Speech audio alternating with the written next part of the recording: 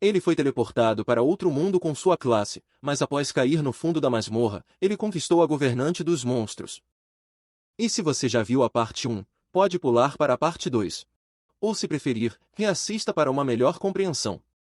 Vamos pro vídeo, e um feliz 2025 para todos vocês!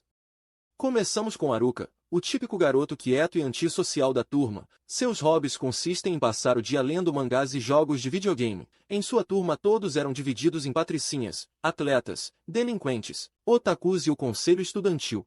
E por mais que pudesse socializar, ele via sua turma como um atraso em seus objetivos. Mas em certo dia, um misterioso círculo mágico surge no chão da classe. Assustados, todos os alunos da classe ficam desesperados por não saberem o que se trata. Por outro lado, Haruka, ao ver que o círculo mágico é igual à novel que está lendo, ele considera se é ou não válido encarar, mas ciente que será trabalhoso, ele decide meter o pé da sala antes de parar sabe lá onde, mas para sua surpresa, a porta da classe está trancada, impossibilitando que ele fuja. Ainda assim, ele está disposto a fugir. Então ele arrisca sair pelo teto, o que não funciona. Agora em uma dimensão branca, Haruka se pergunta o que irá acontecer, pois segundo seus shows, um rei ou uma princesa devem aparecer agora, mas para sua surpresa, um velho caduco faz uns gestos estranhos fazendo com que uma parede de pedra surja. Por sorte, Haruka consegue ler os manuscritos e percebe que ele deve escolher habilidades para o outro mundo, contanto que elas não ultrapassem 50 pontos por herói. No entanto, o direito de escolha está definido pela ordem de chegada. E graças à sua tentativa de fuga pelo telhado, ele foi o último a chegar, restando as piores habilidades. Irritado, Haruka começa a gritar reclamando das opções inúteis que sobraram. E à medida que ele se estressava mais, o velho cansado de tanta reclamação, apenas decidiu dar todas as habilidades restantes para ele, mesmo que elas ultrapassem os 50 pontos. Afinal, ele não se importa com isso, contanto que se livrasse do pirralho reclamão. Agora em uma estranha floresta, Haru finalmente aceita que está em outro mundo igual a seus livros, e assim que encontra uma sacola no chão, ele se surpreende ao ver que eram os itens de suas habilidades. Entre eles estavam o Anel da Alma e a Joia do Conhecimento. Após se trocar, Haruka decide avaliar seu painel de status, mas para sua surpresa, uma de suas habilidades lhe permite jogar 2 dados para modificar seus pontos de habilidade. Então assim que o faz, ele consegue um duplo M. Ele então decide colocar seus pontos na habilidade Sorte. Mas assim que abre seu painel, ele descobre que M é de máximo, o que eleva sua habilidade Sorte ao máximo. No entanto, por mais que sua sorte estava roubada, as demais habilidades estão normais. Ainda assim, ele recebeu uma classe extra chamada Subjugar, uma habilidade que permite ao jogador solo dominar outros seres, ciente que terá que lutar sozinho sem um grupo. Ele inicia sua jornada como aventureiro solo.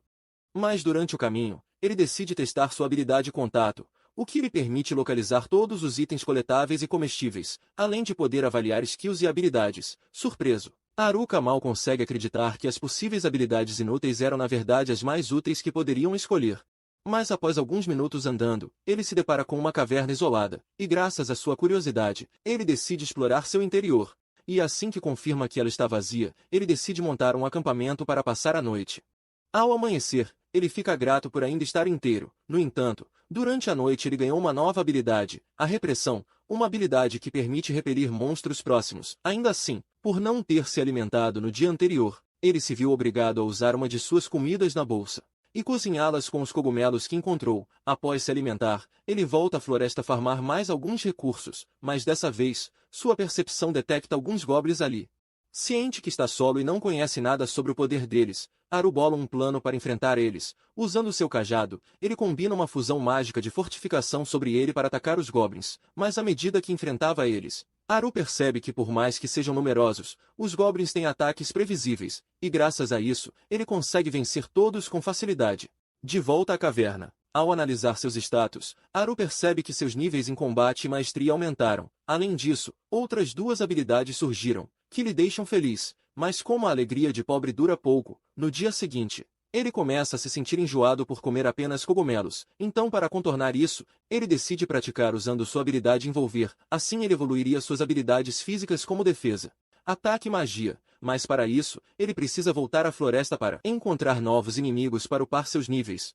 Agora do lado de fora, ele ativa sua magia envolvente para iniciar o treinamento, e conforme ele avança para dentro da floresta, Haru percebe que sua velocidade está semelhante a um teletransporte.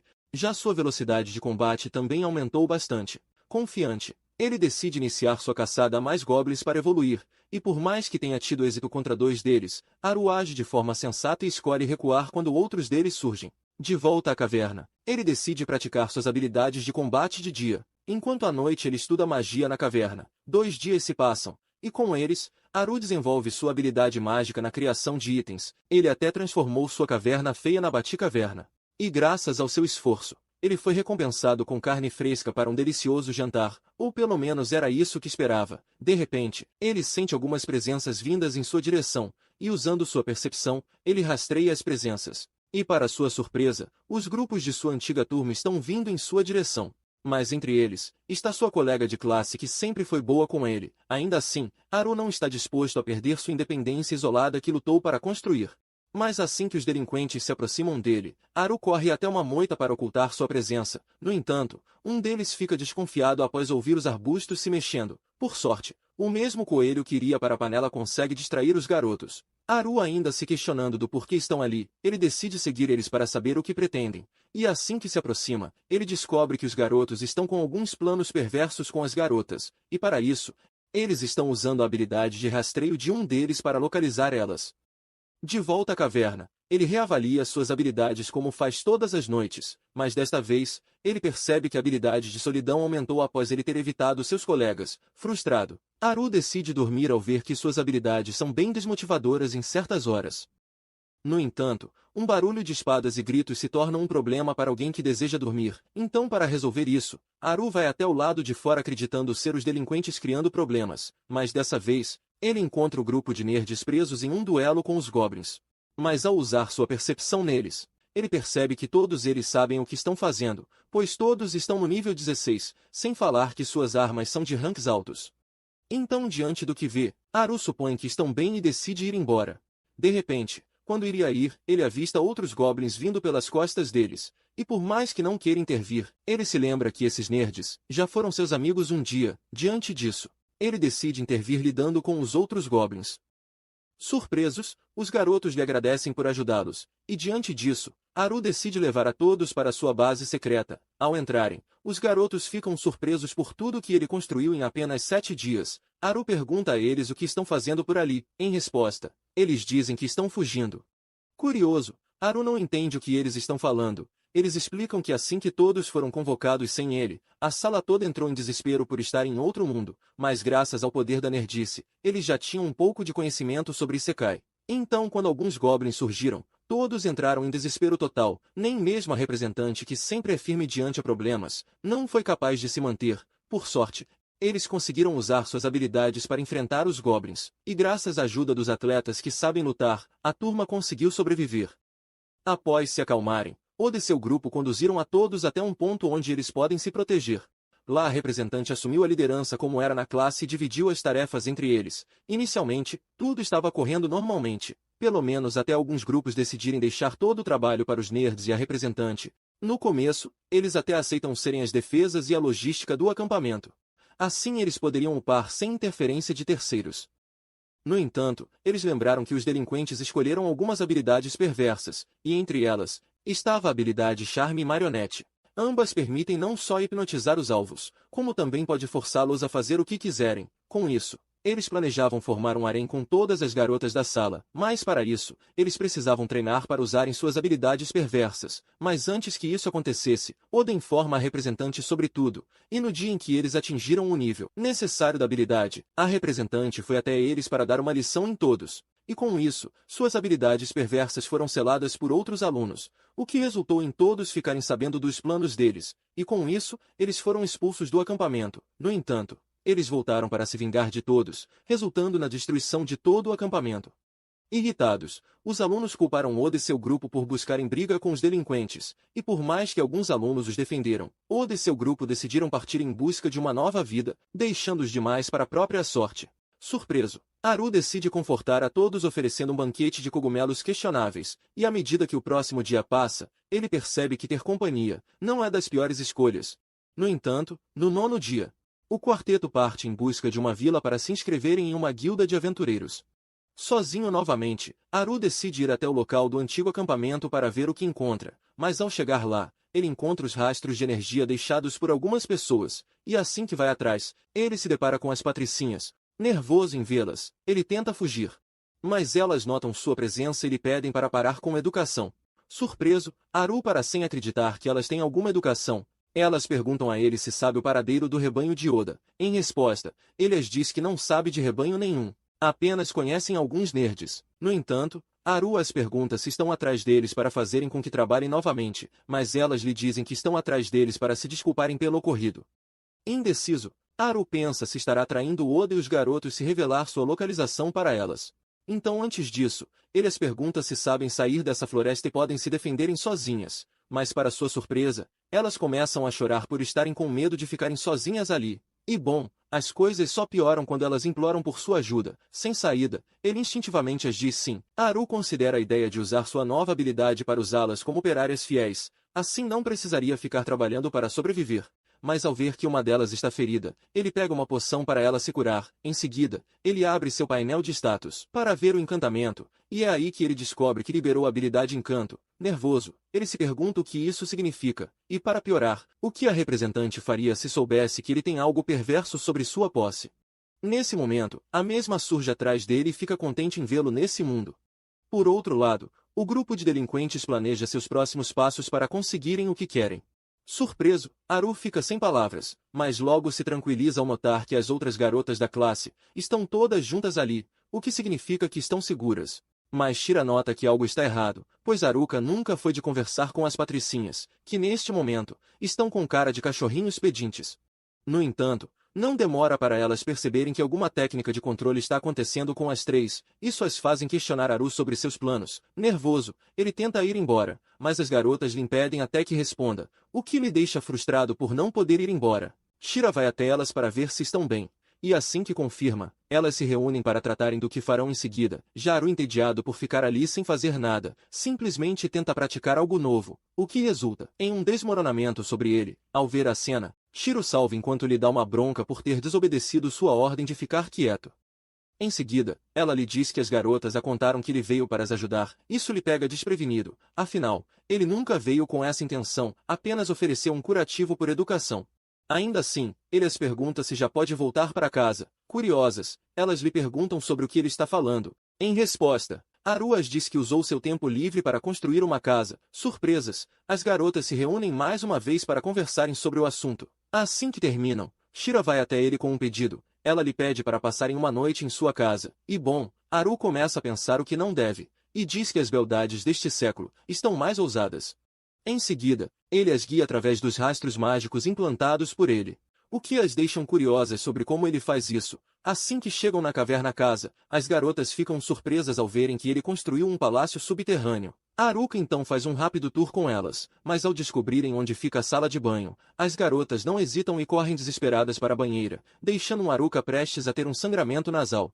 Frustrado, Haru decide ir dormir do lado de fora, afinal, a presença de um harém vai contra seu estilo de vida solitário. No entanto, sua amiga surge na barraca lhe agradecendo por tudo. Ela explica que após o grupo de Oda se foi, os outros grupos de garotos também seguiram seus caminhos, deixando todas elas para a sorte. Ainda assim, ela diz que tentou fazer o seu melhor como representante para cuidar das garotas, mas falhou com seu dever. Em resposta, ele a diz que ela não poderia fazer nada, pois nunca foi preparada para uma situação como essa. Ninguém foi. No dia seguinte, Haru é surpreendido quando uma das garotas vem lhe acordar. Ela lhe diz que o café com peixe e cogumelos está pronto. Ao ouvir peixe, Haru se anima para ir comer o mais rápido possível, o que deixa as outras curiosas do porquê tanta animação com algo que só basta pescar. Haru as diz que por mais que mora ao lado de um rio, sempre que tentou pegar o mesmo sempre escapava de forma lendária. As garotas então o levam até o rio, onde elas demonstram como conseguem pegar os peixes com facilidade. Surpreso, Haru as pede para fazer novamente, mas dessa vez, ele usa sua habilidade embalagem para cobrir a esfera de raio. Isso lhe permite adquirir a habilidade que foi capturada. Em seguida, ele conversa com as garotas que explicam que desejam ir para a cidade, mas antes disso, elas precisam aumentar seus níveis para sobreviverem. Ciente disso, Haru as pergunta em que nível elas estão. Em resposta, elas lhe dizem que a mais fraca está no nível 16. Enquanto a mais forte está no nível 22, surpreso, Haru se assusta, pois seu nível é 7, algo que lhe fez se sentir muito confiante por um tempo, mas vendo agora o nível delas, tudo muda. Por outro lado, ele decide treinar no combate e estratégia, e para isso, ele avista alguns kobolds de nível 6 e 8, e decide usar eles como treino. Confiantes, as garotas se gabam do quanto será fácil. Bom, não é porque está confiante que vai dar certo. Bem, com elas foi desse jeito, os kobolds varreram o chão com elas. Minutos depois, a mesma garota da manhã lhe agradece por tudo. Ela revela que foi até ele para lhe testar. Ela diz que os delinquentes tentaram as atacar. E por esse motivo, ela só quis testar se ele também era um risco para elas. Após conversarem, as garotas voltam para uma revanche contra os monstros. Inicialmente, elas passam por muitas dificuldades, mas com o tempo e paciência de Haru para as ensinar, elas conseguem usar suas habilidades para lutarem contra múltiplos oponentes. O que deixa Haru contente por elas. No entanto, sua alegria acaba assim que Shira vem até ele lhe agradecendo por aceitar ir com elas. Surpreso, ele se questiona sobre quando foi que disse algo tão absurdo. Ainda assim, ele decide acompanhar as garotas para se assegurar que elas não virem jantar de algum monstro ou pior. Horas depois, um dos garotos corre desesperado de alguém, mas assim que cai, ele diz ao estranho que não possui nenhuma habilidade de controle que seja útil para ele. Ao ouvi-lo, o estranho encapuzado decide dar um fim no garoto ali mesmo, e sobre um riso maléfico, ele o deixa para trás enquanto se vai. De volta ao grupo, Haruka, ciente que os delinquentes ainda estão atrás delas, ele decide sair da floresta, assim seria mais fácil detectar uma emboscada. No entanto, durante o caminho, o grupo se depara com um grande orc. Por sorte, ele se lembra da conversa com Oda, onde o mesmo revelou que para enfrentar um orc, ele deve usar magia, pois força bruta é algo inútil contra alguém grande. Graças a isso, Haru concentra suas habilidades para usar sua vantagem de velocidade para flanquear o monstro, até que encontre uma brecha para um ataque. Ao verem a cena, as garotas ficam bravas com ele, afinal, ele é muito forte, o que impossibilita que elas o acompanhem. Ao anoitecer, as garotas se reúnem na fogueira, mas Haru decide trabalhar na construção de armadilhas para proteger a todos. De repente, seu alerta dispara informando a presença de intrusos. Preocupado, Haru fica em alerta ao avistar 4 silhuetas conhecidas. Por sorte, era apenas os atletas. Ao vê-lo, os garotos ficam contentes em reencontrá-lo. Haru lhes perguntam se estão atrás das garotas. Em resposta, Kakizaki dizem que vieram lhe encontrar. Eles falam que querem descobrir quem está com a habilidade sequestro. Ciente que essa habilidade é pior que o charme e controle, Haru entende o porquê eles estão preocupados. No entanto, ele revela aos garotos que não possui ela, pois só possui a habilidade subjugar, o que é pior ainda. Ainda assim, os garotos ficam contentes por ele ser o portador da subjugar, pois sabem que ele não é alguém com maldade no coração. Ainda assim, eles dizem a ele para ter cuidado com o usuário da habilidade sequestro. Kaki lhe diz para se desculpar com as garotas por eles, pois precisam partir para caçarem os delinquentes, antes que causem mais problemas. No dia seguinte, Haru fica surpreso com a empolgação que eles estão demonstrando para hoje, mas a conversa com os atletas ainda lhe preocupa. Shira surge atrás dele para conversar sobre os garotos. Ela revela que durante a noite anterior, ela presenciou escondida a conversa deles. Haru então se desculpa por eles. No entanto, ela se desculpa por mentir. Haru a diz que está tudo bem, pois imaginou que ela era portadora dessa habilidade. Ainda assim, Shiro diz que nada está bem, pois a habilidade sequestro permite ao usuário roubar as habilidades dos outros. Assim que os mata, Haru reforça que está tudo bem sim, pois caso ela fosse uma ameaça, o grupo de Oda já teria selado essa habilidade nela, assim como selou a habilidade charme e controle dos delinquentes. Em seguida, o grupo se prepara para partir, e durante o caminho, Haru deixa tudo nas mãos de Shira para ir fazer um reconhecimento na frente. Diante disso, ele usa sua magia de peso para ficar mais leve enquanto usa a habilidade salto para ir mais rápido sobre os galhos. Assim que atinge o máximo de sua velocidade, ele salta com tudo para cima das árvores, onde tem a visão de todas as direções, mas a física é clara, tudo que sobe, tende a descer. Por sorte, seus treinos para aumentar a resistência foram essenciais para garantir sua existência por mais algum tempo. Mas existe um problema: como explicar seus ferimentos para elas? Haru decide inventar uma história sobre uma luta contra um monstro. Bem, isso é menos vergonhoso que admitir que fez burrice de tentar voar sem asas. O grupo então parte para sua refeição rápida, seguida de um banho no rio, mas Haru não fica muito bem não. Horas depois, eles finalmente chegam à planície que sai da floresta. Ainda assim, ele sabe que devem manter a guarda alto, pois agora, eles podem até escapar de emboscadas, mas ficaram visíveis a quilômetros por outros. Ele abre seu painel de status onde percebe que após sua queda, ele ganhou a habilidade passeio aéreo. Com isso, agora ele pode caminhar no ar como se estivesse no chão. Ele usa sua visão avançada para procurar possíveis ameaças ao redor do vale. Mas algo chama a sua atenção. Um grupo de aventureiros está cercado por lobos. Ele informa as garotas sobre o caso. e diz que irão contornar eles, mas elas dizem para irem ajudar eles. Haru, ciente que isso é um risco desnecessário, ele as diz para não irem, pois os aventureiros podem ser pessoas ruins. Ainda assim, elas insistem para que ele os ajude. Sem saída, ele decide ceder ao pedido delas, mas reforça que elas devem permanecer ali. Ele então reduz seu peso e combina sua nova habilidade de salto com a caminhada aérea. Assim ele não só poderia meio que saltar no ar, mas fundindo com sua magia de vento, ele consegue sair teleportando. No entanto, o vento gerado pelo tornado acabam sugando a representante com ele, e para não cair, ela se gruda nele. Por sorte, os dois logo chegam ao solo de forma estilosa, conseguindo salvar a todos. Surpresos, eles se apresentam como Ofiter e Gatek. Ofiter explica que eles foram contratados para protegerem o carregamento dos comerciantes, pois a rota de comércio estava sofrendo constantes ataques de uma alcateia, mas pensando que dariam conta, eles vieram em poucos. Por sorte, a ajuda veio do céu. Ao ouvir ele, Haru fica contente por ter ajudado pessoas boas, então compartilha seus cogumelos grelhados. No entanto, Ofiter fica surpreso. Ele explica que esses cogumelos são algo raros por aumentarem a resistência e curarem os aventureiros. Surpreso, Haru mal consegue acreditar que perdeu a chance de ganhar uma nota com eles, ainda mais com velhos acompanhados de jovens beldades. As outras logo se uniram a eles, onde todos são guiados até a cidade de Omui.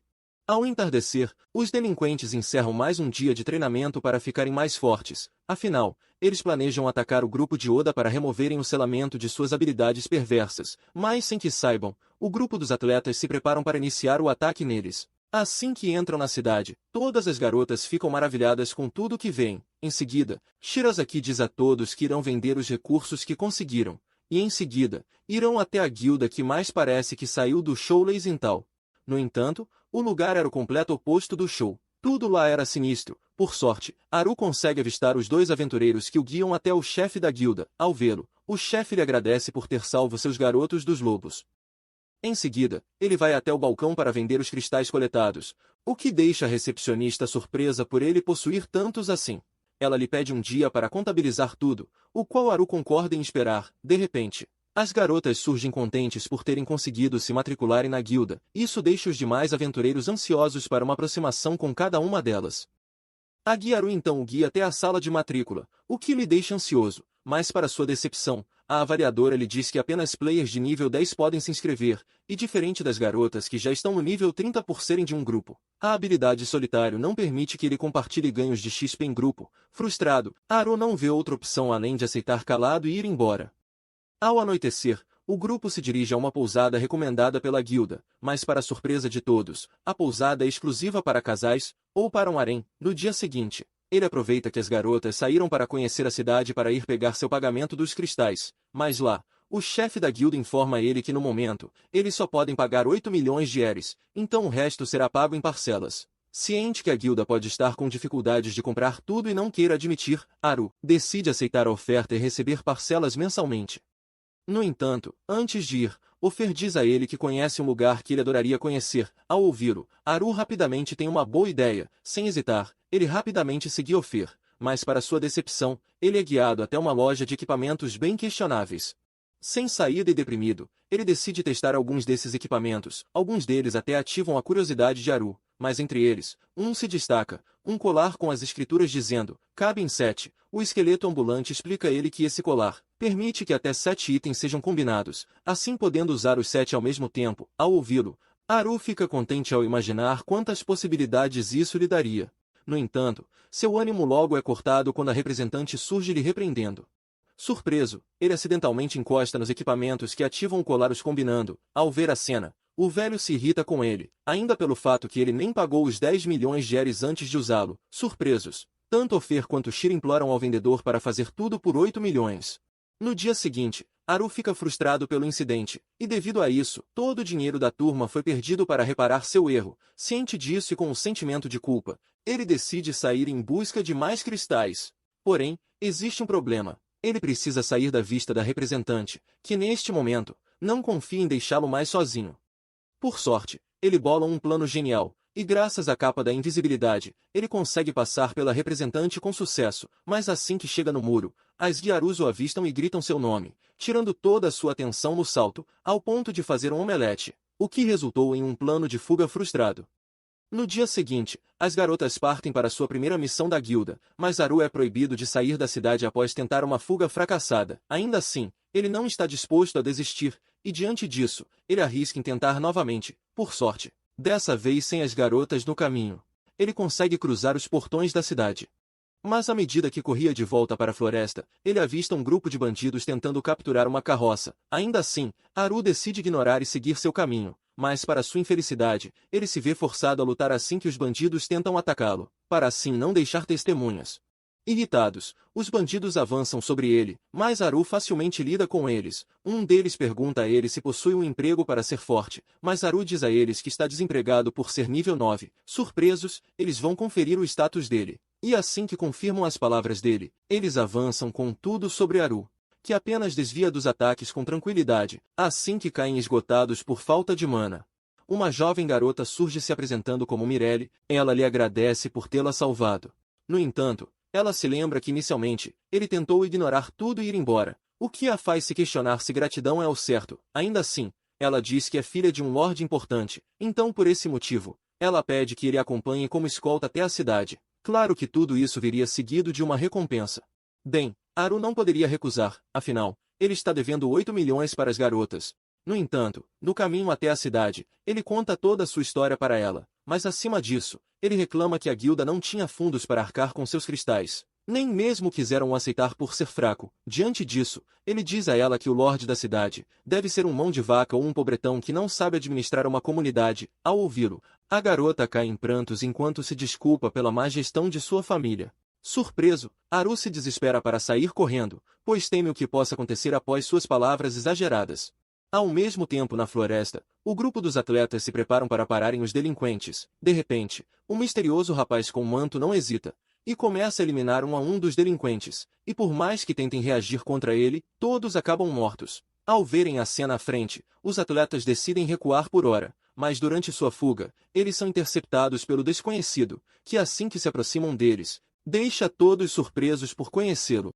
Ao mesmo tempo na cidade, Haru começa a reclamar que deseja voltar à floresta enquanto é levado à força até a mansão do duque. Nervoso, ele decide ir embora, mas logo a duquesa surge o repreendendo. Ela lhe diz que irá recompensá-lo. Em seguida, um grande banquete é servido. Contente, Haru começa a comer desesperadamente ao ver carne de verdade. No entanto, a duquesa dá um sinal para suas empregadas entregarem a recompensa e os documentos criados para ele. Afinal, ele havia dito a ela que não possuía nenhum tipo de identificação. Ela explica a ele que agora, graças ao cartão da guilda, ele poderá entrar e sair quando quiser, mas para surpresa de todos, Haru não prestou atenção no que ela disse, afinal, seu foco estava nas guloseimas à sua frente.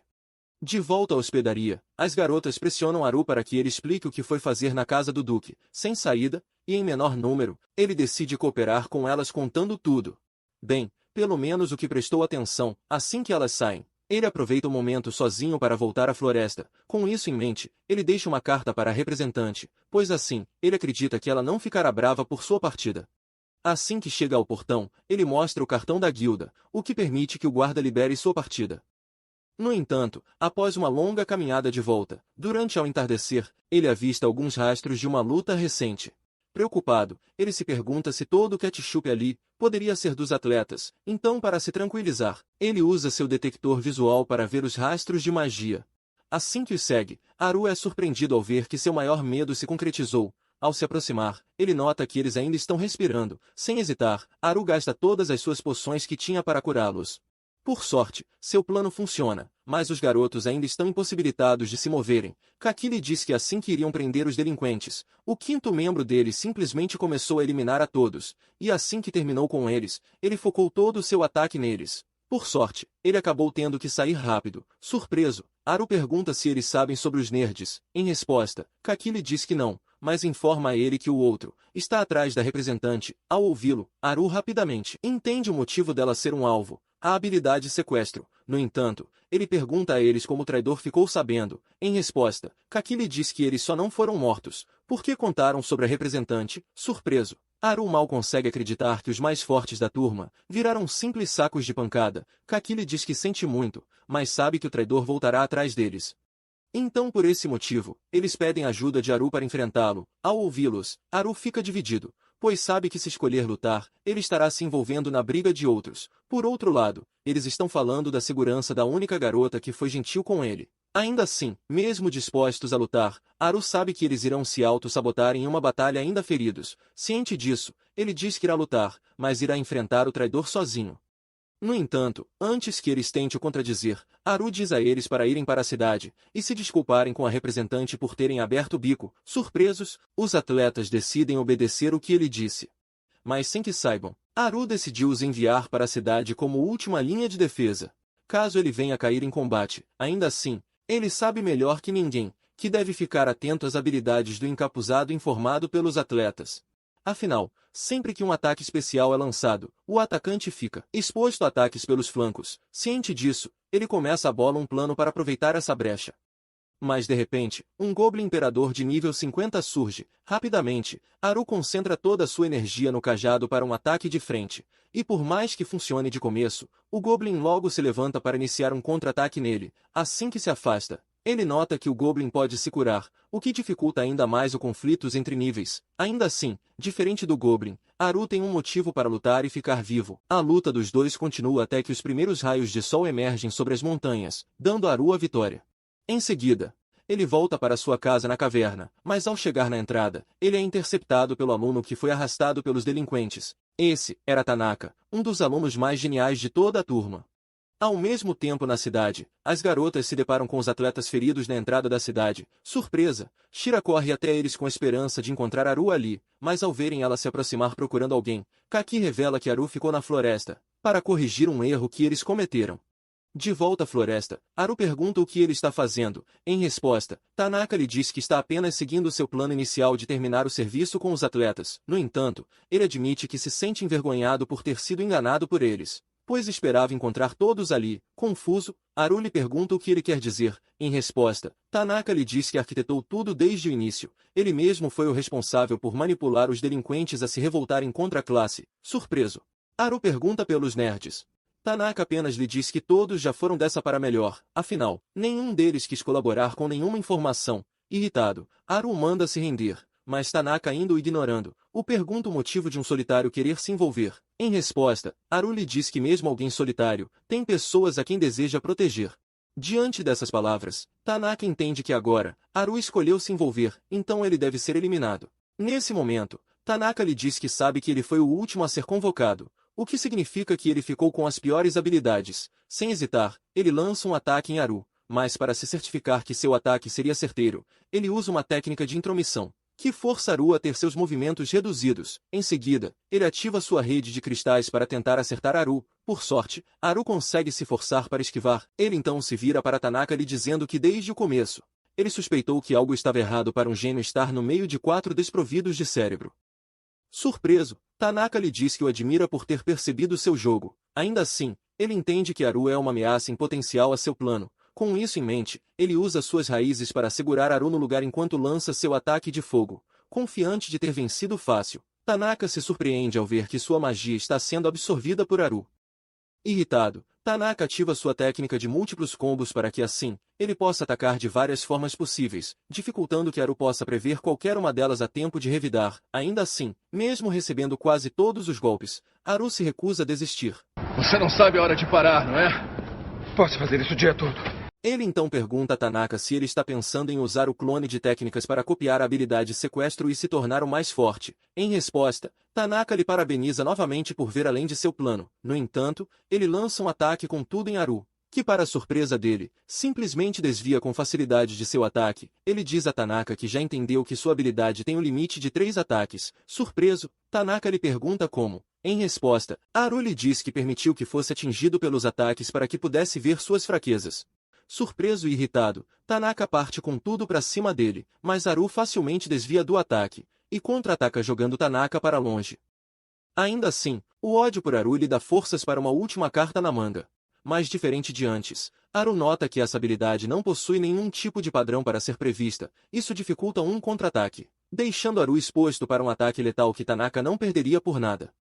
Assim que cai, Taka fica contente por ter vencido com sua técnica de eliminação, mas assim que iria embora, ele é surpreendido ao ver que Haru está em pé sem nenhum problema. Haru então lhe diz que sua técnica bem-estar lhe dá resistência a doenças e ataques que envolvem algum tipo de fraqueza ou dor. No entanto, ele apenas usou a habilidade sorte para expandir suas habilidades ao máximo. Diante disso, Haru explica a ele que durante toda a luta, ele utilizou uma técnica secreta para estar sempre à sua frente, assim mesmo que algum ataque lhe atingisse, ele poderia continuar lutando.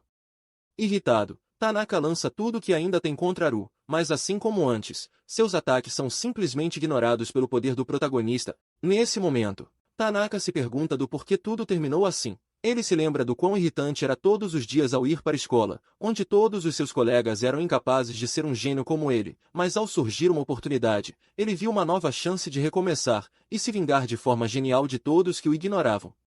Em seguida, Tanaka avança com tudo para cima de Haru que apenas se defende desarmando, mas assim que Haru iria lhe prender, a espada de Tanaka lhe atinge pelas costas. Ainda assim, mesmo ferido, Haru se levanta dizendo a Tanaka que diferente dele que ficou preguiçoso graças à confiança em suas habilidades roubadas. Ele trabalhou muito para compensar sua falta de talento. Novamente, Tanaka tenta outro ataque, mas Haru usa seu espelho para refletir o ataque de Tanaka sobre ele mesmo derrotando. No entanto, Haru também está ferido da batalha, e assim que cai, ele é salvo pelo grupo de Oda que estava atrás dele. Confuso, ele pergunta o que fazem ali. Em resposta, eles dizem que passaram uma semana no labirinto explorando, e assim que terminaram, eles encontraram o resto da turma preocupados com ele, então partiram para lhe ajudar. Horas depois, o grupo retorna à cidade, onde todas as garotas ficam contentes com o retorno de Haru inteiro. Por outro lado, as patricinhas se desculpam com o grupo de Oda pelo incidente do acampamento. Já de volta a Haru, ele tenta voltar para sua solidão na floresta, mas as garotas têm outros planos para ele, começando por dar um banho nele. Em algum lugar nada preocupante, um ser desconhecido permanece em sua prisão, apenas aguardando o tempo certo de seu retorno. Assustado, Haru se levanta tentando entender seu sonho. Minutos depois, ele se despede do grupo de Oda que está a caminho de mais uma masmorra. Assim que saem, Haru até tenta meter o pé para a floresta, mas a representante estava de olho nele para não fazer aruzice como sempre. Sem saída, ele decide se unir aos garotos da masmorra. Agora na casa do Lorde, a jovem duquesa entra preocupada com seu pai, o qual está pensando em uma forma de lidar com os constantes ataques de monstros na vila de Omui, quando de repente, um soldado que estava na masmorra surge dizendo que uma horda de monstros destruiu a vila vizinha, e agora eles estão a caminho da vila. Preocupada, Merielle corre até a guilda para informar a todos. Ao mesmo tempo no campo, Haru, que estava bem tranquilo, sente uma presença de inúmeros ogros se aproximando. Rapidamente, ele parte para o ataque derrotando a principal força, restando apenas o rei deles, o qual Haru também consegue lidar facilmente. Em seguida, ele chega à masmorra que estava sendo guardada. Assim que entra furtivamente, ele encontra seu primeiro baú do tesouro, mas tudo nele eram apenas lixo inúteis. Irritado, ele decide voltar para a cidade, onde todos estão impacientes e duvidando se a vila realmente está sob ameaça de ataque. Mas assim que Haru surge no horizonte, Touka corre até ele nervosa, o que me deixa confuso. Mas assim que Gatek explica que estão esperando um ataque dos ogros, Haru surpreende a todos ao dizer a eles que derrotou uma horda inteira há algumas horas. Por outro lado, as garotas ficam bravas com ele por ter se metido em mais problemas novamente. Ao anoitecer, Haru reflete sobre sua atual situação de não poder viver mais sozinho. Afinal, agora além das garotas, a duquesa e o chefe da vila estão de olho nele. No dia seguinte, Haru faz uma rápida visita ao ambulante para saber mais sobre algum artefato que possa fazer as pessoas gostarem mais de você, pois assim, unido à sua habilidade de solidão, ele poderia fazer as pessoas deixarem ele afastado. Em resposta, o vendedor lhe diz que há rumores sobre um artefato de feromônios mágicos, mas para conseguir ele, Haru precisaria descer até o andar 50. No entanto, para descer qualquer andar, primeiro ele precisa derrotar os chefes de cada um, até que chegue ao nível desejado ou conquiste a masmorra que vai até o andar 100.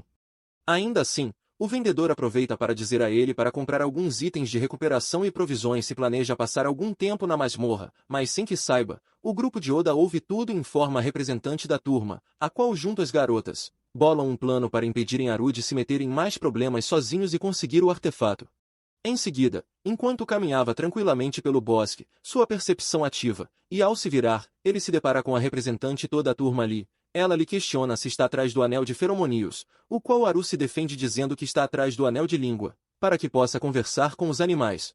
Mas assim que nota que eles não compraram a história, ele sai correndo. O guarda até tenta lhe avisar que a masmorra está fechada, mas tanto Haru quanto os demais simplesmente ignoram o coitado. Irritado pela insistência deles, Haru sai correndo, mas assim que tropeça, ele acaba atravessando uma parede e cai em um grande buraco. Por sorte, ele consegue transfigurar o chão em um colchão para amortecer a queda. Frustrado, ele tenta usar seu Valkyrie para sair, mas não dá certo. Ainda assim, ao abrir seu status, ele nota que ganhou a habilidade de detecção de armadilha, tudo porque caiu em uma. O que, convenhamos, é muito frustrante. Por outro lado, ele também ganhou a habilidade Consciência Espacial, uma habilidade que permite ver toda a área em 3D através de um sonar mágico. Contente, ele decide seguir em frente já que não pode escalar de volta, mas ao se aproximar de uma porta, ele nota a poderosa presença do chefe do andar. Curioso, ele usa seu avaliar apenas para se surpreender pela diferença massiva de poder. Ao mesmo tempo, o resto da turma segue masmorra dentro atrás de Haru que caiu. Agora do porquê isso me lembra algo eu não sei, mas de qualquer forma, assista ao resumo completo de Arifureta na tela final. Mas ao chegarem ao 47º andar, Kotomi pergunta a Oda se esse não é o portal de retorno à superfície. Em resposta, ele diz que sim, mas duvida que Haru tenha usado, pois ele só aparece quando se está seguindo as leis do andar. Mas Kazaki diz a todos para confiarem em Haru. Ainda assim, Oda diz a todos que alguns pisos abaixo deles está o imperador da masmorra. Esse é o verdadeiro governante da masmorra, mas é aí que Fukino diz a todos para serem fortes, assim como Haru foi para salvar a todos eles. E dessa vez, são eles que devem salvá-lo.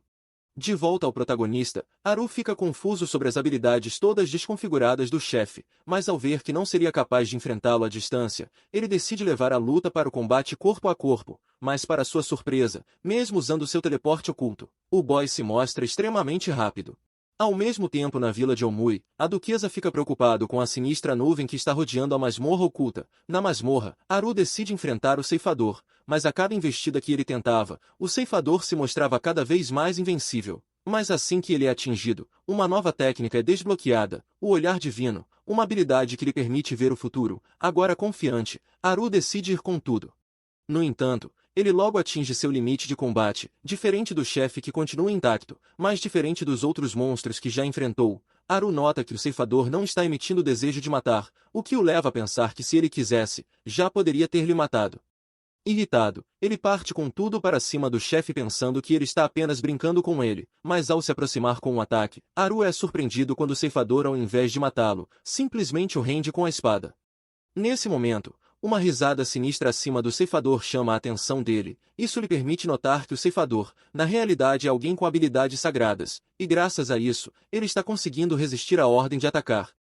Rapidamente, ele parte com tudo para tentar separar a energia do esqueleto, e assim que consegue dissolvê-la, o esqueleto fica parado bem à sua frente. Haru então a pergunta se ele esperava ser liberto, mas ao ver que ele não responderia nada, Haru nota que a energia negativa estava tentando retornar, sem hesitar, e ciente que ele está preso ali há muito tempo sozinho, ao invés de atacar para o libertar logo, Haru corre lhe dar um abraço. Esse gesto gentil faz o ser à frente chorar de felicidade, mas também permite Haru ativar sua técnica subjugar sem querer. Sem graça, ele se desculpa pelo incidente pensando que ele possa estar bravo, mas assim que ele gesticula estar tudo bem, Haru lhe convida para seu grupo. Em seguida, ele olha seu status novamente, e é aí que nota que além do status terem sido resetados, o ceifador era na real, uma ceifadora chamada Angélica. Em seguida, a dupla parte para fora da sala, onde encontram a saída para a superfície. Afinal, após cair na cratera, ele pousou no último andar, mas é aí que o guardião do boss final surge. Nervoso, Haru se desespera ciente que não pode enfrentar 2 níveis 100 em um curto intervalo de tempo. Mas as coisas só pioram quando ele tenta abrir uma passagem pelo teto à força. Por sorte, os monstros são territoriais, e logo partem para cima do guardião do boss. Isso permite que Haru precise de apenas um único golpe para acabar com o resto da vida do guardião, e conquiste a masmorra. Em seguida, ele usa as armaduras para vestir Angélica, a qual fica meio estranha, mas assim que ela usa sua magia, as coisas se ajustam, ou pelo menos até Angel descobrir que a armadura era amaldiçoada. Ao mesmo tempo, os colegas de Haru chegam ao piso 50, onde se deparam com o chefe do andar. De volta a Haru, ele se depara com um grande monstro que é uma espada viva. Mas à medida que tenta seus ataques principais, ele nota que o monstro é forte o suficiente para resistir, mas ao olhar para trás, ele nota que Angélica está esperando uma ordem. Rapidamente, ele a manda cuidar disso. O que lhe surpreende ao ver que ela foi com tudo de frente, e mais ainda ao ver que bastou um único golpe dela para derrotar o monstro por completo. De volta à turma, os garotos se lembram das palavras de Haru. Isso permite a eles terem forças para lutarem com tudo e vencerem o grande Ciclope. Ao mesmo tempo, na superfície, o guarda da masmorra nota que os ratos estão correndo para fora da masmorra, e assim que se vira, ele nota que os monstros estão saindo. Sem hesitar, ele corre até a cidade para informar que a debandada começou. Ao ouvi-lo, o chefe da guilda recorre a um antigo manuscrito sobre as masmorras. Nele, estava escrito que as masmorras são áreas vivas, que à medida que crescem, elas se expandem para novos níveis no subsolo. No entanto, caso ninguém venha para conquistá-la, à medida que novos monstros nascem, a masmorra costuma mandar todos para fora por superlotação, mas se o chefe final for derrotado, a masmorra inteira é destruída. Ou deveria ser assim. Em seguida, o chefe ordena a todos para evacuarem as pessoas para os abrigos e convocar todos os aventureiros para os portões, mas a primeira onda que eles enfrentam já causa um grande dano nas forças locais. Ciente que não vão durar muitas ondas, o chefe e os demais decidem enviar a duquesa para informar Aruka sobre como derrotar a masmorra. Ao mesmo tempo, Aru chega ao andar 80, onde encontra um novo oponente, dessa vez, um subaquático. Por sorte, ele se lembra que o gelo pode bloquear a água e tudo nela, assim ele poderia acertar 2 coelhos com uma cajadada só. No entanto, ainda existe o chefe do andar, que para surpresa de Aru, causa uma grande dor de cabeça para eles. Por sorte, ele tem o poder do protagonista ao seu lado para vencer.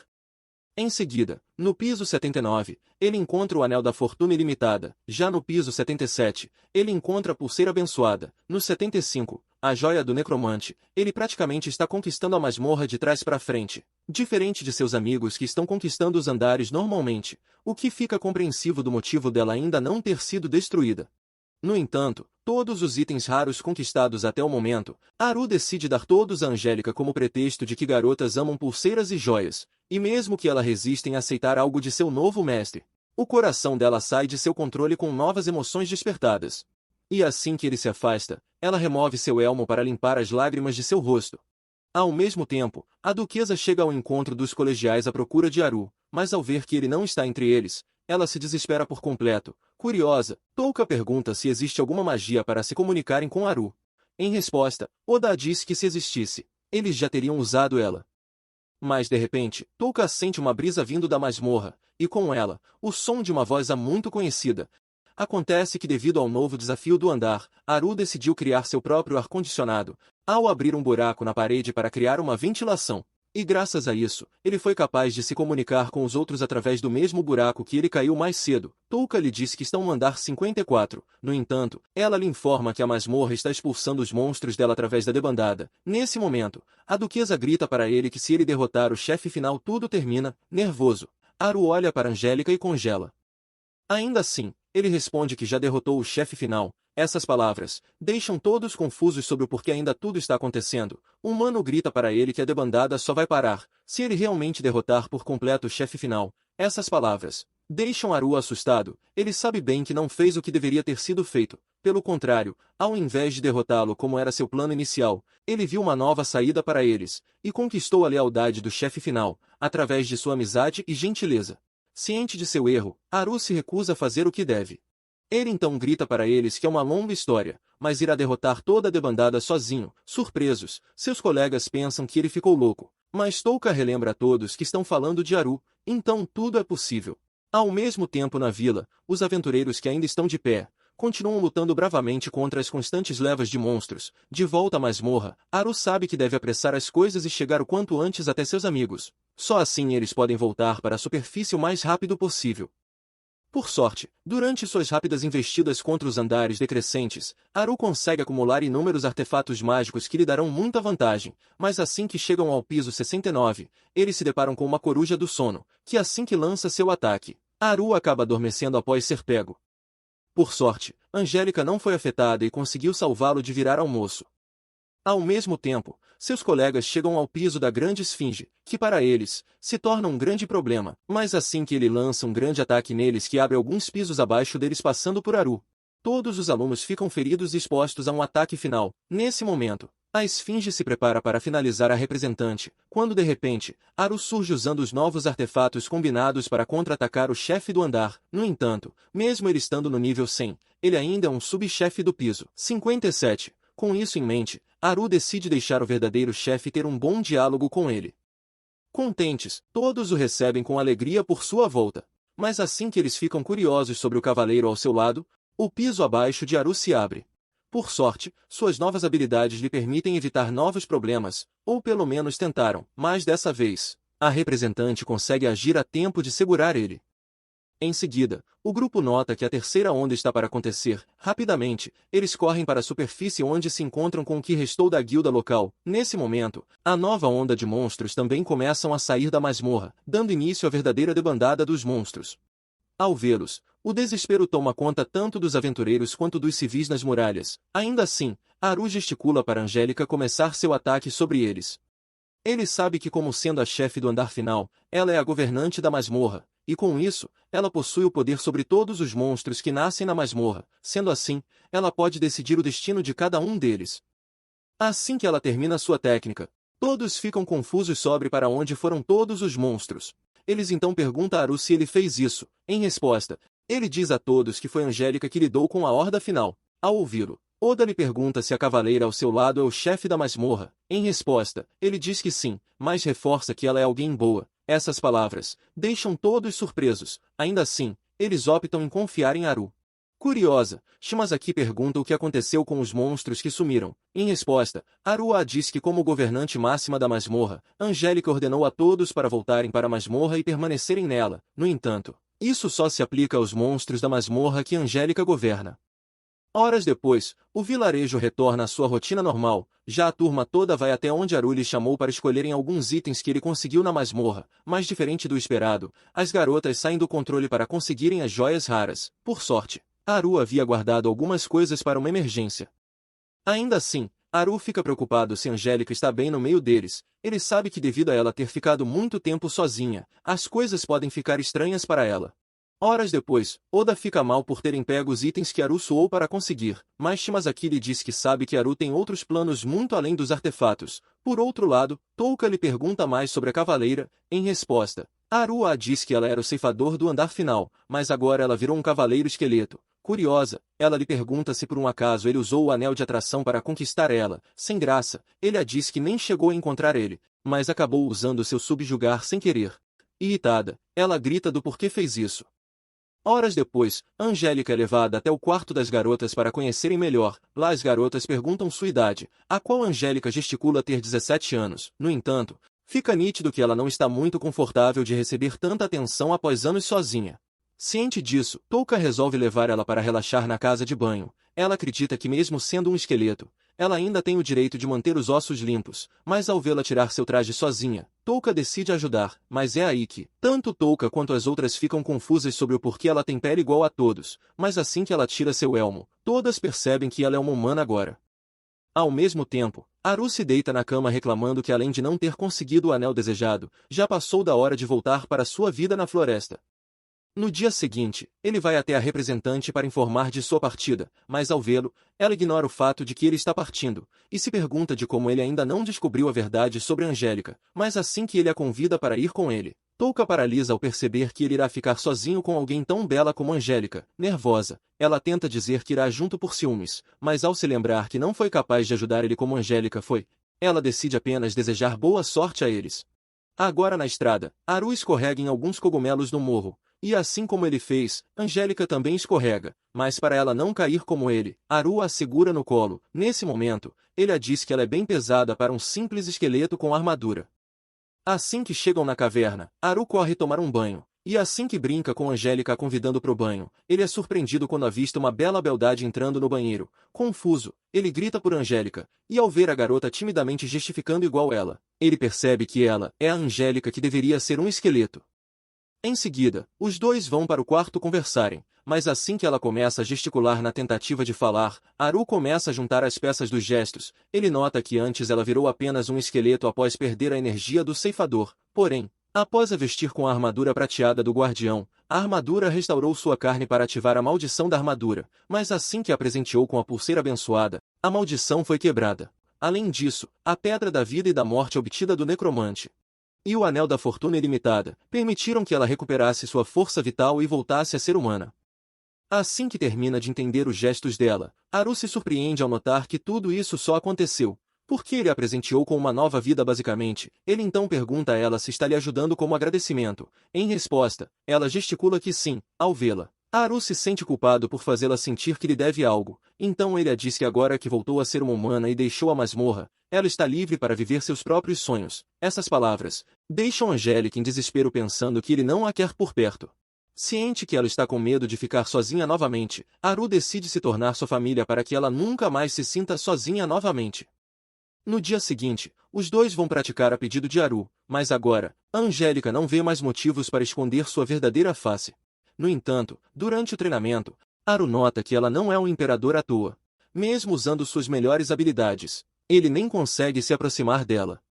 Em seguida, os dois vão pescar honestamente para uma boa refeição, mas assim que ela demonstra não saber cozinhar, Haru a ajuda a cortar o peixe para o sushi. Isso a deixa feliz, mas ao anoitecer, Haru nota que algo está errado com ela, mas assim que iria perguntar, ela o puxa para a cama, onde realiza uma boa massagem com toda a sua força sobre-humana. Em seguida, os dois vão olhar as estrelas, mas assim que ela tenta falar algo, ela fica envergonhada por não saber falar. Ele então vai até ela dizendo que está tudo bem, pois agora, ela tem todo o tempo do mundo para aprender.